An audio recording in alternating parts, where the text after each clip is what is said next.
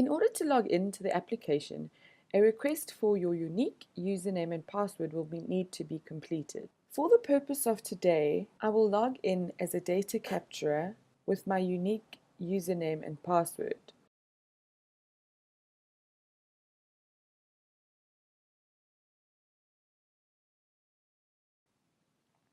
The system will then authenticate you and take you to the landing page for a data capturer. As you can see, there are 4 icons on the data capture landing page. The first icon allows you to edit your profile. The second icon allows you to register a new project.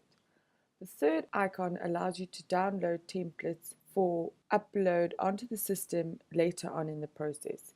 And the final icon allows you to view projects that have already been loaded onto the system.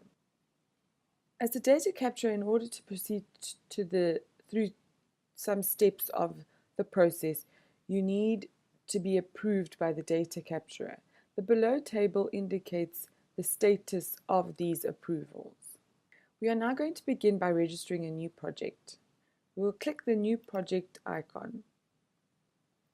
A pop-up screen will appear asking you to fill in the public body reference number, project name and category. All of this information is made available by the simplified form, which you should have available before capturing. I'm going to look at my simplified form and get this information.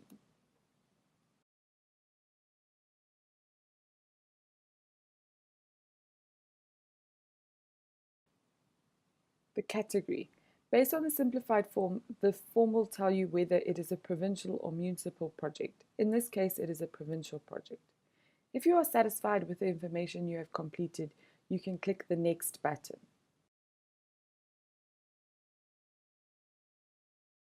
Once you have clicked the Next button, the application will take you to the first step, which is to register the project.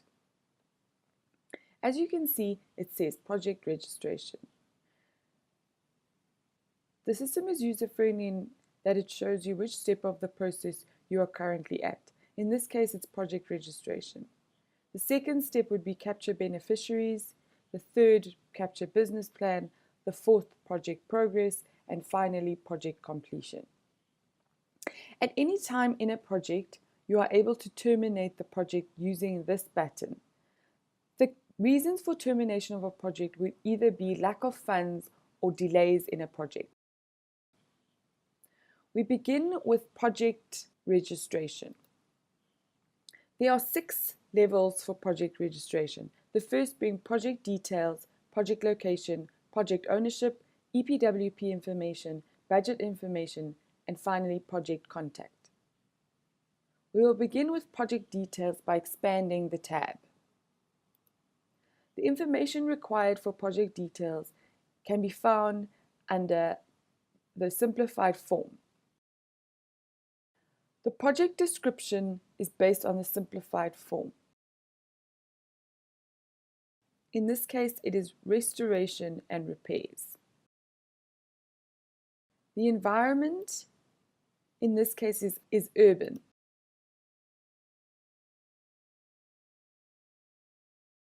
The source of reference is the same as the public body reference number. The IDP reference number is based on the information provided in the simplified form. In this case, there is no information available. Therefore, we'll put the not applicable sign. The estimated start date. We will use the date picker to choose the correct start date. In this case, the project started in 2013. Therefore, we need to click the correct date, as you've seen me do.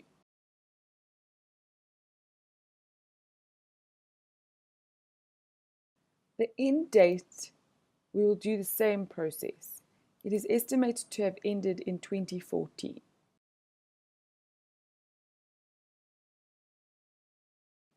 The short description will describe the work to be completed on the project.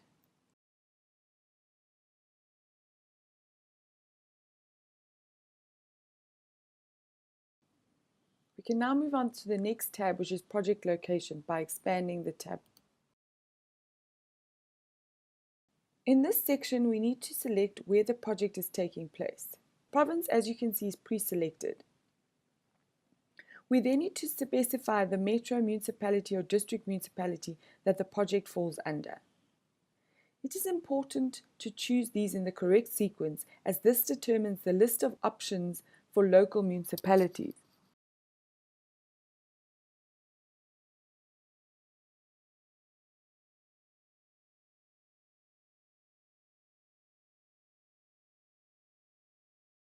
Should you have information regarding the ward for the project, you will need to specify the ward. If the information is not available, you can select the not applicable selection.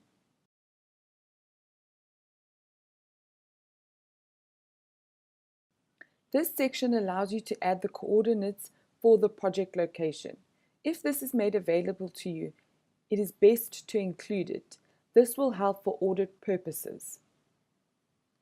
The information required here is a short description to help the coordinator or audit persons to find the location of the project.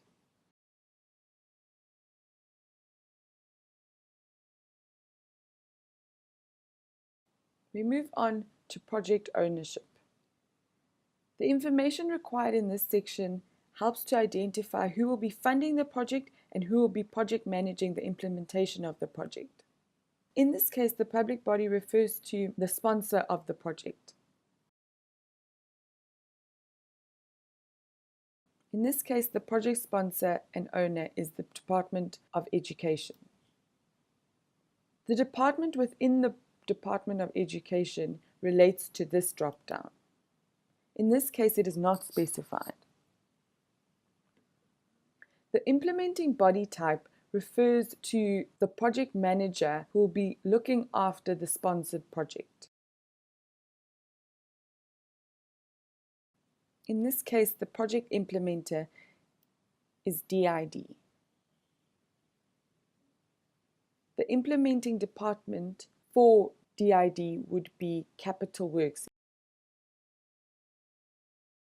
We now move on to EPWP information.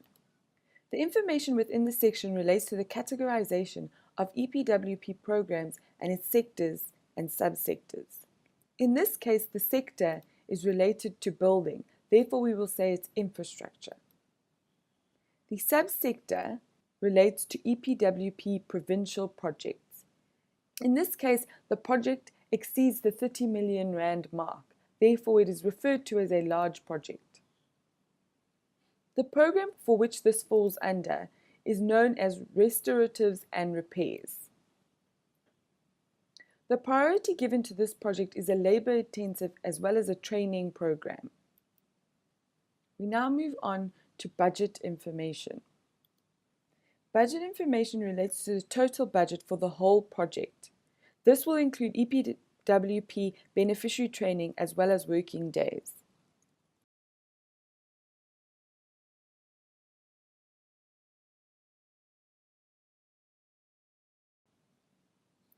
We now move on to project contact. The project owner and project coordinator relate to the person capturing the information. Therefore, in this case, the project owner is myself, the data capturer. The project coordinator relates to the person who will authorize the data that has been captured. In this case, it's the data capture manager. The implementing project contact refers to the person on the ground who you can get more information regarding project progress as well as update beneficiary information. In this case, based on the simplified form, the person is Mr. Dumba.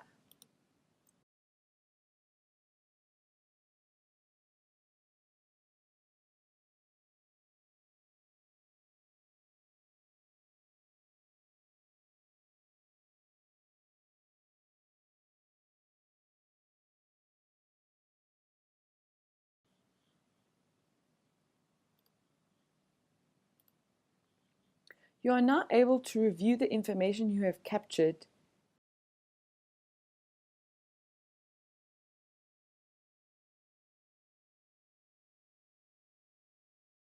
Once you are satisfied with the information captured, you are able to move on to the next step. The next step will send an approval notification to the data capture manager, who will then authorize the data that has been captured in the process.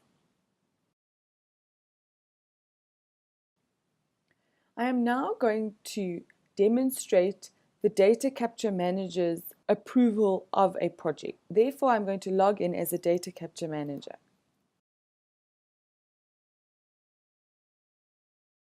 As you can see, the landing page for a data capture manager is a little bit different than that of a data capturer. There are more icons. These 4 are the same that we have seen. The other 4 relate to pending requests. This relates to requests that are needed for approval. We will now go to pending requests. As we can see, this is the project we have just captured onto the system, and this one is the one that is seeking approval. We can double click here. As you can see, there is a box that will look at waiting for approval. As the data capture manager, I can go through and verify that the information captured is in fact correct.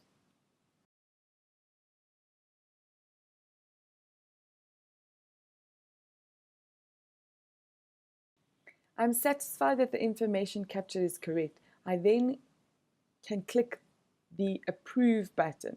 If I am, however, unhappy with the information captured, I can then decline the request and give a reason for my decline. In this case, I am happy. Therefore, I will click Approved. This will then send a notification to the data capturer stating that the data capture manager has approved the project registration.